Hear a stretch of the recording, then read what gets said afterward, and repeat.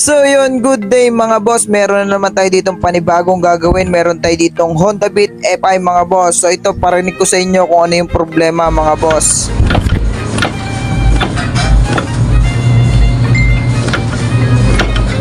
So ayan po yung kadalasang issue ng Honda Beat at saka Honda Click mga boss. So, yung umiingay na yon, wag muna agad kayo magpapalit ng shock. So ito, papakita ko sa inyo mga boss kung ano yung may problema mga boss. Ito, naglagay lang tayo dito ng tukod at saka kahoy sa harap at papakita ko sa inyo kung bakit nga ba ito lumalagot to. Kaya kailanganin lang natin mga boss kalasin tong engine support mga boss, na dito po yung problema, no? So yung kadalasan, yung iba pagka gantong lumalagot to, kaya nagpapalit agad sila ng mga shock. Alam nila siya shock yung may problema, pero hindi mga boss. Kalasin nyo lang po mga boss tong engine support at nandito po yung problema mga boss. Kadalasan po